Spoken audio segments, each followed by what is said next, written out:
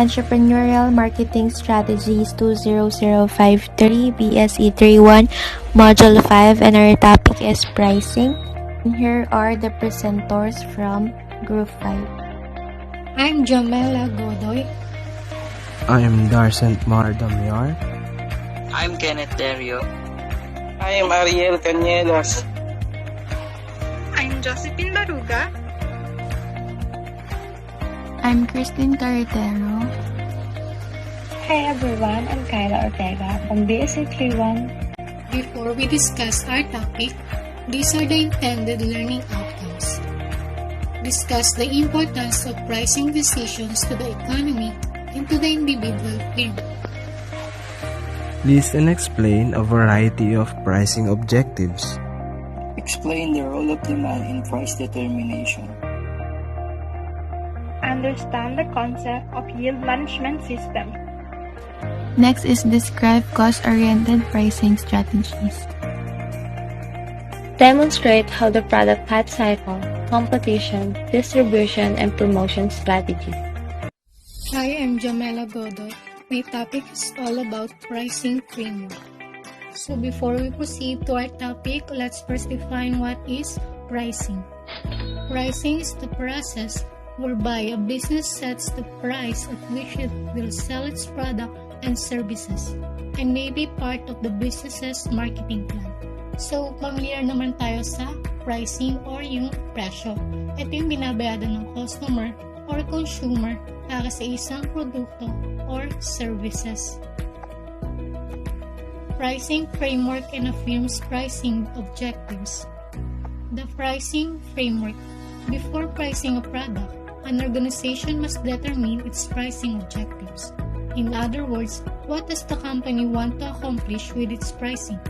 Companies must also estimate demand for the product or service, determine the cost, and analyze all factors, examples, competition, regulations, and economy affecting price decisions.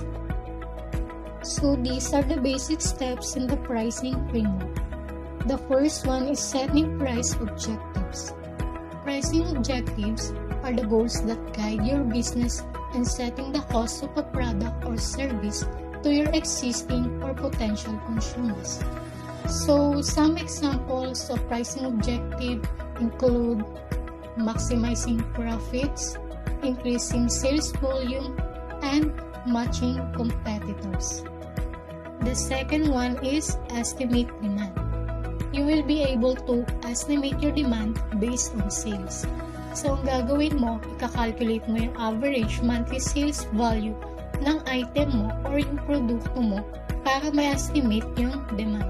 So, for example, ang na-calculate mong average sales ng produkto mo is 100,000.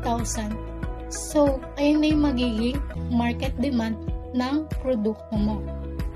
So, lagi natin tatandaan sa law of demand, pag mataas ang presyo, mababa ang demand, at pag mababa ang presyo, mataas ang demand.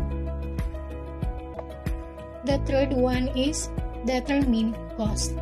So these are the expenditures for raw materials, equipment, supplies, services, labor, products, and etc. Siyempre, mahalaga ang pag-determine ng cost ng isang product para malaman mo kung ano yung magiging presyo ng produkto mo. So, sa cost, dyan papasok ang mga product cost, fixed cost, variable cost, and total cost. The fourth step is analyze factors affecting pricing decision. So, ano nga ba yung mga factors? Unang-una dyan yung competitors. Pag pumunta ka sa market, una mong titingnan yung presyo ng produkto kung saan parehas kayo ng binibenta. Pag nalaman mo na yung price ng competitors mo, dun ka na makakapag-decide kung mas bababaan mo pa ba yung presyo or ima-match lang sa kanila. So for example, ang produkto mo ay milk tea. Na napadaan ka sa kanto, ang presyo ng milk tea nila is 100. So ikaw nagkaroon ka ng idea kung paano magiging presyo ng milk tea mo. It's either mas bababa pa para yung consumer sa'yo pumunta. Pangalawang factors is customers. Dapat alamin mo kung sino yung target audience mo. Kung low, middle class, or high class. So halimbawa, ang target market mo is middle class, dapat yung price na isa-set mo ay afford lang nila. Another factors are product cost and the economy and government laws and regulation. Mamaya i-discuss yan ng mga next reporters. The next step is determine pricing strategies and pricing policies for making pricing adjustments. So the reporters will discuss later the different pricing strategies. The next step is set initial prices.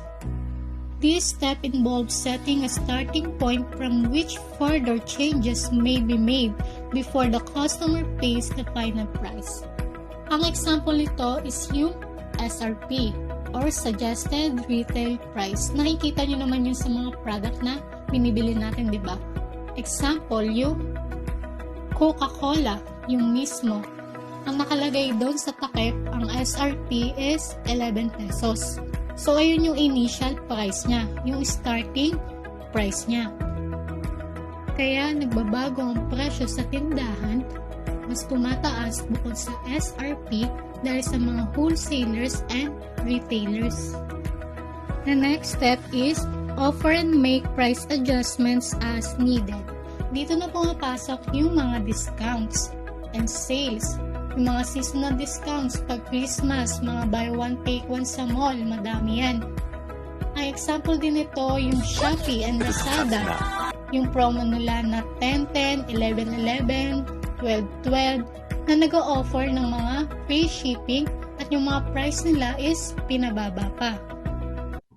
Hi, I'm Bsent Damyar from BSE 31, reporting the firm's objectives, earning a targeted return on investment or ROI, and maximizing profits. First is the firm's objectives. Different firms want to accomplish different things with their pricing strategies. Lahat ng business ay may kanya-kanyang paraan para makaengganyo ng mga customer para mas lalong tangkilikin. Tulad na lamang sa pagpipresyo ng kanilang produkto na merong iba't ibang paraan. For example, one firm may want to capture market share. Another may be solely focused on maximizing its profits. And another may want to be perceived as having products with prestige. Una, yung business wants to capture market share. Yung market share is a key indicator of market competitiveness. Kung may growth ba yung business, and malalaman dito yung key trends sa behavior ng customer kung paano sila bumili. Kung ano yung pinagbabasehan nila o decision nila para tangkilikin ng produkto. Pangalawa, if the business is focused on maximizing its profits. Profit maximization, yung capability ng business na kumita ng malaki with low cost. Ito yung sales level na mas mataas ang kita kaysa sa ginagastos ng business. Lastly, business are having a product with prestige. This means premium pricing or image pricing na tinataasan ng company yung presyo ng produkto nila para isipin ng potential customer na yung produkto nila ay high quality. Dito nababago yung perception ng customer. Naiisip nila na kapag mahal ang presyo, maganda ang pagkakagawa. Some examples of different pricing objectives companies may set include profit-oriented objectives. Ito yung maximize profit of each sale and the long-term profit ng business. Ibig sabihin, focus ang business na kumita ng kumita. Next one is sales-oriented objectives. Ito yung focus yung business sa efforts nila para sa sales para mabenta ang product nila. And last one is the status quo objectives. Ito yung pagpipresyo ng business katulad din ng presyo ng competitors nila para sa parehong produkto. My next report is return on investment. Return on investment is the amount of profit an organization hopes to make given the amount of assets or money it has tied up in a product. A profitable measure that evaluates the performance of a business by dividing net profit by net worth. This pricing objective is very common for many firms. Ito yung ina-expect ng company na magiging dagdag kita nila sa in-invest nilang pera para sa product na binibenta nila. For example, kung ang kumpanya ay nag-invest ng 100,000 na pera sa isang produkto at nag-expect sila ng 10% na return of investment, magkakaroon ang kumpanya ng dagdag 10,000 na dagdag kita. My next report is maximizing profits. Profit maximization is the process that companies undergo in order to determine the best output and price levels in order to achieve its goals. Profit maximization is one of the fundamental assumptions of economic theory. It will be achieved when a firm reaches the stage of equilibrium. It can increase a company gains in the short term, but over the long run, it can have negative repercussions for employees, owners, and community stakeholders.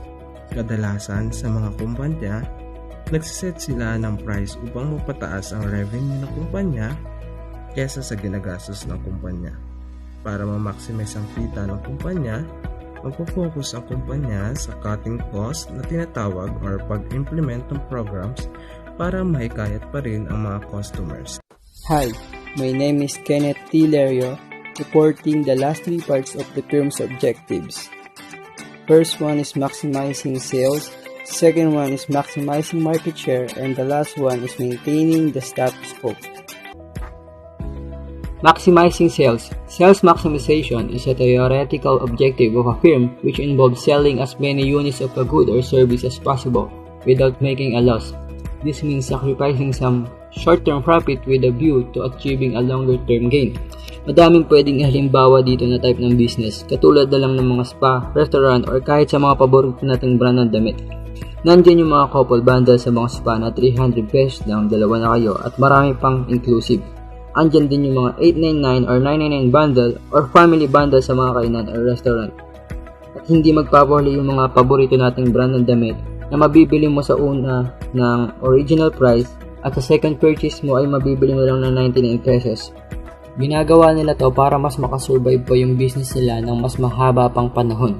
Katulad nga ng nakalagay sa slide, sacrificing some short-term profit with a view to achieving a longer-term gain.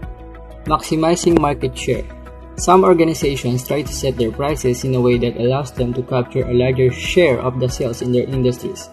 Capturing more market share doesn't necessarily mean a firm will earn higher profits, though nonetheless many companies believe capturing a maximum amount of market share is downright necessary for their survival. A market share is calculated by taking the company's sales over the period and dividing it by the total sales of the industry over the period. Nagbibigay ito ng idea kung gaano kalaki or kalakas or kaimportante yung business mo.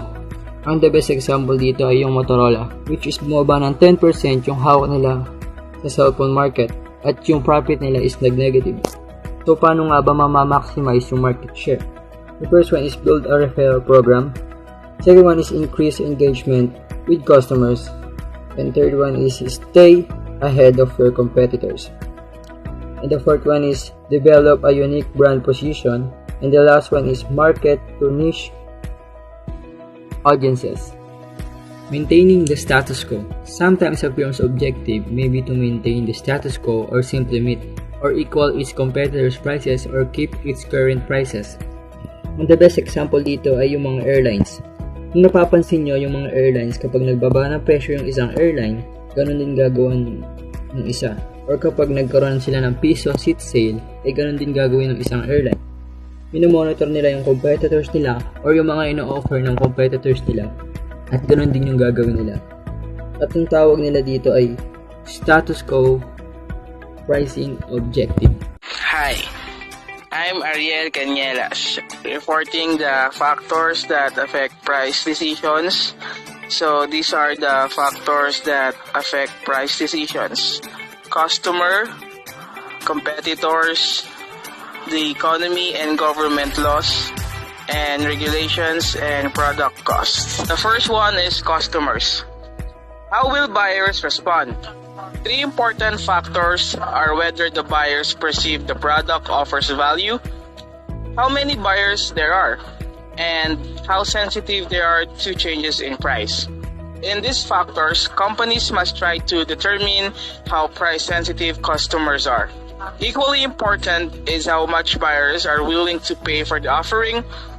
Figuring out how consumers will respond to prices involves judgment as well as research. Price elasticity.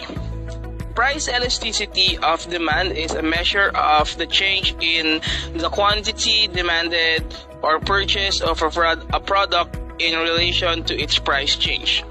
For example, in a world where people equally like coffee and tea, if the price of coffee goes up, people have no problem switching to tea. And so the demand for coffee will fall. This is because coffee and tea are considered good substitutes to each other. When consumers are very sensitive to the price change of a product, that is, they buy more of it at low prices and less of it high prices. The demand for it is prices elastic.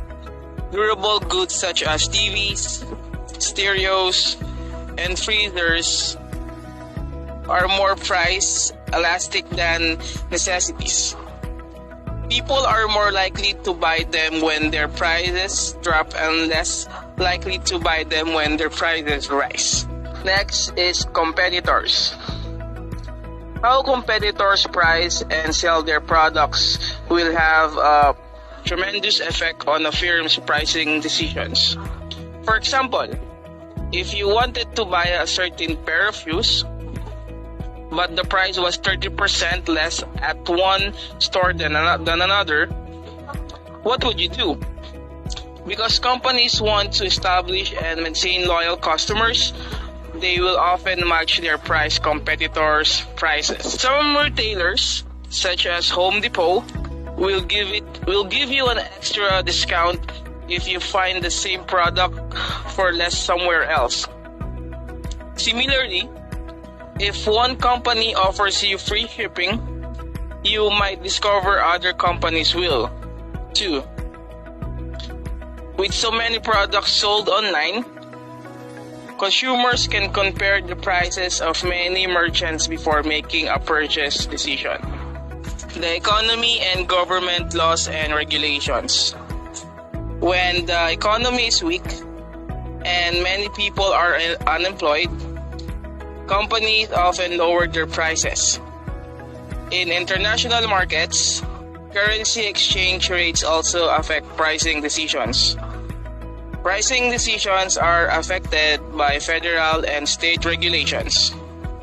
Regulations are designed to protect consumers, promote competition, and encourage ethical and fair behavior by businesses. For example, the Robinsons-Patman Act limits a seller's ability to charge different customers different prices for the same products. The intent of the act is to protect small businesses from larger businesses that try to extract special discounts and deals for themselves in order to eliminate their competitors. Price fixing. Price fixing, which occurs when firms get together and agree to charge the same prices, is illegal. Usually, price fixing involves setting high prices, so consumers must pay a high price regardless of where they purchase a good or service. Video systems are LCDs or liquid crystal display. Manufacturers, auction houses, and airlines are example of offering in which price fixing existed. For example, in a small town, there are only 2 gas stations. The two gas stations are engaged in a tough competition with each other, undercutting prices to attract the most customers. One day, the manager at one of the gas stations decided to schedule a meeting with the manager at the other gas station. He says, "Over the past few months, our profits have declined because we have been decreasing our prices to drive traffic away from each other. Why don't we both agree on a price to charge customers so we can extract more profits from them?" The other manager agrees, and the gas stations collectively decided to raise prices from $100 to $200, given no other options. Consumers are forced to pump gas at $200. I'm Josephine Baruga, reporting unfair trade laws, predatory pricing, bait and switch, and product cost. Unfair trade laws. To protect smaller business, unfair trade laws are the state laws preventing large businesses from selling products below cost to attract customers to the store. Some example of unfair trade laws: the false representation of a good or service, false free gift or price offer, non-compliance with manufacturing standards, and false advertising. Next one is predatory pricing. When companies act in a predatory manner by setting low prices to drive competitors out of the business, when competing companies have left the market, the predator pushes prices back up. Example: Amazon is the largest provider of printed and electronic books.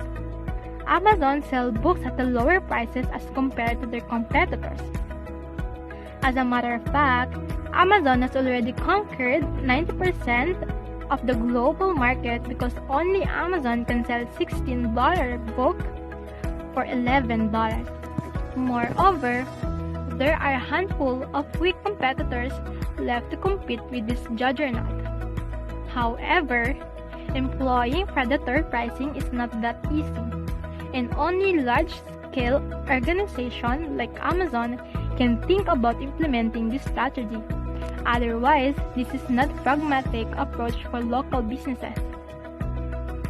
Bait and switch, or bait advertising, occurs when business try to bait or lure in customer with incredibly low price product. One customer take the bait, the salesperson attempts to sell them more expensive products. Sometimes the customers are told the cheaper product is no longer available. So, example, high-tech. Computers and other high-tech items are easy to bait and switch because many people don't understand the technology. So when a salesperson claims that the only difference between this model and the one advertised is that manufacturers are different, the customer will believe it. Product cost. The cost of the product, its inputs, including the amount spent on the product development, testing, and packaging required, have to be taken into account when pricing decision is made. So, knowing product cost is crucial to success because they have to manage their cost to be profitable. Break-even point, or BEP. The point which total cost equals total revenue is known as VAF. For a company to be profitable, a company's revenue must be greater than its total loss. If total loss costs exceed total revenue, the company suffers a loss. The break-even point allows a company to know when it or one of its products will be starting profitable. If business revenue is below the break-even point, the company is operating at a loss. If it's above, then it's operating at a profit. Total cost. It includes both fixed costs and variable costs. Fixed costs or overhead expenses are the costs the company must pay regardless of its level of production or level of sales. A company fixed costs include items such as rent, leasing fees for equipment, contracting advertising costs, and insurance. Variable costs are the costs that change with the company's level of production and sales. Raw materials, labors, and commission on units sold are examples of variable costs. You too have variable costs such as cost of gasoline of your car or utility bills, which vary depending on how much you use it.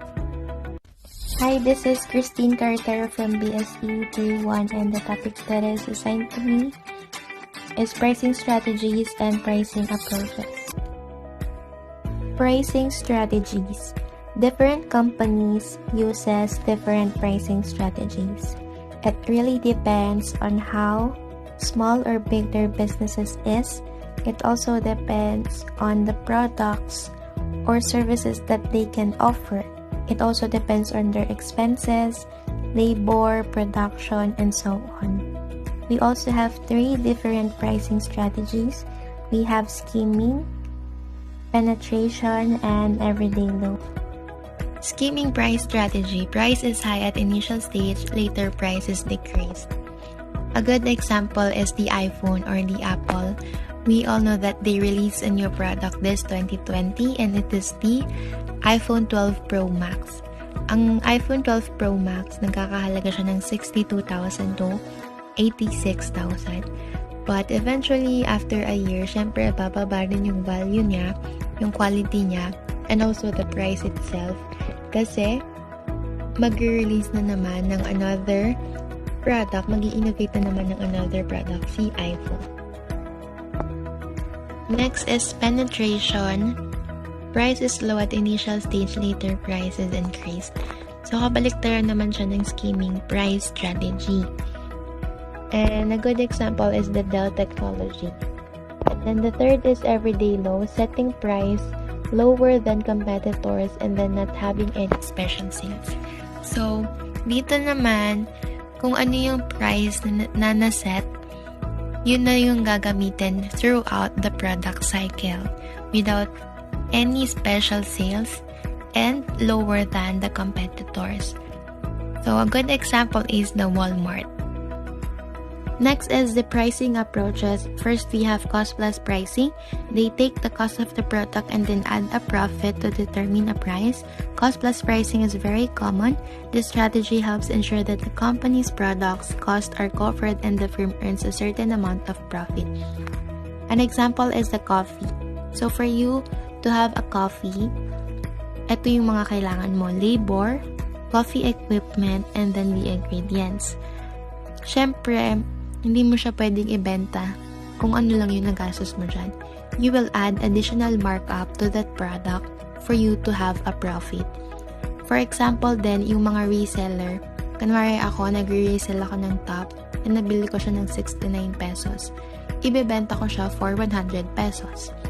So, that's how cost plus pricing works. Next is odd-even pricing, also known as psychological pricing. It was used a technique to make their customers think they are getting a bargain. Study shows that when the prices are different, like $197, triggers in our brain as cheaper. So, example ito.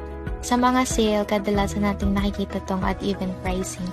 Sometimes, akala natin na nakatipid tayo or nakamura tayo, pero yan lang yung strategy nila. So, it uses unusual conventions to make products and services look significantly cheaper than they really are.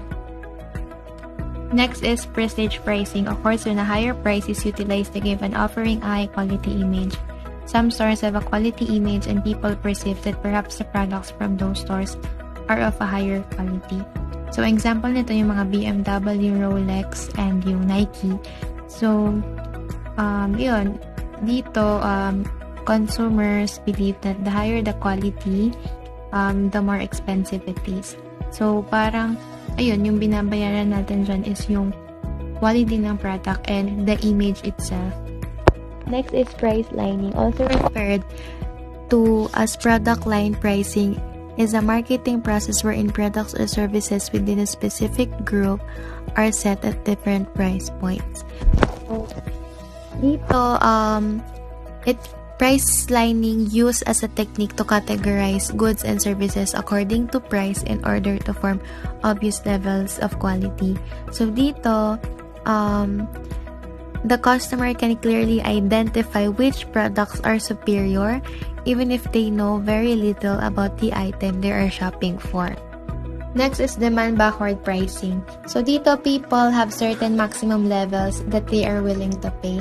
So for example, ngayon na Christmas season, meron tayong mga in-demand products. Siyempre, mga Christmas tree, Christmas lights, mugs. Yung mugs, pang exchange gift yan. So, let's say, yung isang Christmas light, nagkakahalaga siya ng 100 pesos. So, ako, as a seller, bababaan ko pa siya. So, I will be working backward from the set price.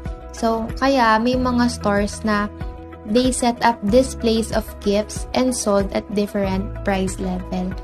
So, parang ganun. So, next is leader pricing. Leader pricing involves pricing one or more items low to get people into a store. The products with a low price are often on the front page of the store ads and lead the promotion. So, nakita ko to sa isang grocery store dito sa San Pedro. So, pagpasok mo pa lang, makikita mo na ang dami na dong gin, yung alak, yung hinebra. So, yun nga, prior to Christmas celebration, syempre, hindi mawawala yung mga inuman dyan. Yun, nag-set na sila ng product. So, makikita mo yung price doon, mas mababa siya compared dun sa price niya bagong mag-Christmas season. Next is sealed bid pricing. Is the process of offering to buy or sell products at prices designated in sealed bids. So, dito, goods or property are sold to the highest bidder. Applicable din ito or ginagamit nito sa mga online auctions. So, dito din, customer has the chance to bid and negotiate the price with seller until an acceptable price is agreed upon. Next is going rate pricing. Occurs when buyers pay the same price regardless of where they buy product or from whom. Going rate is often used on commodity products such as wheat, gold, and silver. So, this is the type of pricing that is mostly followed in oligopolistic industries where they deal in homogeneous goods and in which less variation is seen from producers to another. Next is price bundling. Occurs when different offerings are sold together at a price that's typically lower than the total price a customer would pay by buying each offering separately. So, from the word itself, bundling. So, binibili siya ng nakaset na or nakaband na. So, example niyan is yung mga value meal sa McDonald's. So, diba doon, sa loob nun, may food, tapos meron na rin mga laruan na perfect sa mga kids. So, yun. Hindi mo siya pwedeng separate bilhin. So, kailangan, kung gusto mo nung toy na yon, bibilin mo yung value meal na yun na may kasamang pagkain. Next is captive pricing. Is a strategy firms use when consumers must buy a given product because they are at a certain event or location or they need a particular product because no substitutes will work. For example, yung Digicam. Ang Digicam, hindi mo yan magagamit without the SD card. So, hindi mo pwede bilhin yung isang part lang kasi yung purpose ng product na yun hindi mag-work. So, wala kang choice. Kailangan mong bilhin yung SD card na yun para mag-work yung camera mo. Product mix pricing. So, this include all product a company offer. So, dito sa product mix, from the word itself, mix. Product mix. So, let's say you have a milk tea shop. So, sa milk tea shop, hindi lang naman milk tea yung binibenta nila, diba? They also offer yung mga snacks like fries, nachos, mojos, and so on. So, yun. Ginagawa yung strategy para yung mga customers, hindi na sila lumayo pa. So, let's say, magmi-milk tea ako. Di ko na kailangan pumunta pa ng potato corner para lang bumili ng snacks kasi dun mismo sa milk tea shop na yon, meron akong mga choices na pagpipilian. Hi everyone, I'm Kyla Ortega from BSC31 reporting pricing strategies and price adjustment. Two-part pricing. Two-part pricing, also called two-part tariff, a form of pricing in which consumers are charged both an entry fee and a usage fee. Example of two-part pricing include a phone contract that charges a fixed monthly charge and a per-minute charge for the use of the phone. Payment pricing. Payment pricing allowing customers to pay the product in installments. It's a strategy that helps customers break up their payment into smaller amounts, which can make them more inclined to buy a higher priced product. Promotional pricing. Promotional pricing is a short-term tactic designed to get people into a store or to purchase more of the product. Examples of promotional pricing are back-to-school sales, rebates, extended warranties, and going out for a business sale. Price discrimination. Price discrimination known as charging different customers different prices for the same product. Earlier in the chapter, in some situations, price discrimination is legal. Example of price discrimination is the age discount. Age discounts are usually broken down by child, student, adult, and seniors. In some cases, children under a certain age are given free admission or to eat for free. Example of places where age discounts are given includes restaurants, movie, and other forms of entertainment. Next one example is occupational discount. Price discrimination is present when individuals receive a certain discount based on their occupation. Price adjustment. Price adjustment known as changing the listed prices of their product. Customer can obtain a partial refund of the purchase price of an item if they can show it on a sale or a lower price within a fixed time frame. Example of price adjustment. Quantity discount. Quantity discount, which involves giving customers discounts for a larger purchases. Next, seasonal discount. Price reduction given for out-of-season merchandise. FOB or free on board origin means the title changes at the origin, says that is when the product is a purchase and the buyer pays the shipping charges. FOB, free on board destination, means the title changes at the destination, that is after the product is transferred and the seller pays with the shipping charges. Uniform delivered pricing, also called postage stamp pricing, means buyer pay the same shipping charges regardless of where they are located. If you mail a letter across town, the postage is the same as when you mail a letter to a different state. Example of uniform delivered pricing are single zone pricing and multi-zone pricing. Single zone pricing, under this pricing model, the seller charges the same delivered price for all the customers, while the multi-zone pricing is the geographical areas are again divided into zones based on the distance from the location of the seller's dispatch point. Customers in the various zones are charged in a different ways, but all the customers within the same zones are charged the same delivered price. Trade allowance. A special offered by the marketers to channels along the distribution line over the limited time period of encourage a lower retail price and increase sales. For example, a manufacturer might give a retail store an advertising allowance to advertise the manufacturer products in local newspapers.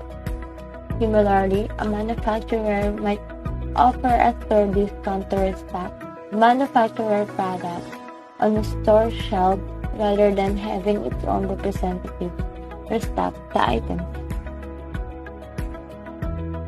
Reciprocal agreement. Agreement in which merchants agree to promote each other to customers. Customers who patronize a particular retail might get a discount card to get at the certain restaurant. A customer who go to the restaurant might get a discount card to use at the specific retail. For example of reciprocal agreement. When customers make a purchase at Diesel Incorporation, they get a discount coupon to use at the certain resorts. When customers are at the resorts, they get the discount coupon to use at the resale.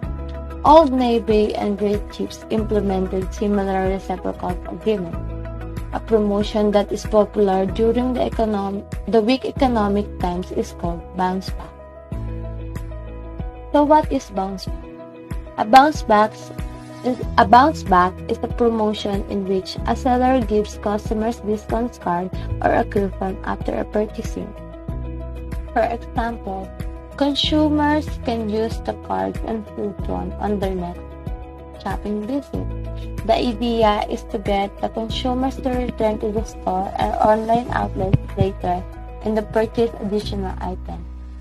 Some stores set minimum amounts of consumers to have or to spend the use of the bounce back card. And that's all. Thank you for listening and watching our presentation. Thank you. Here are the questions. Number 1, what are the factors that affect price decision? Number 2, give at least 5 pricing strategies. Number 3, as a startup business, what type of pricing strategy should the business undertake?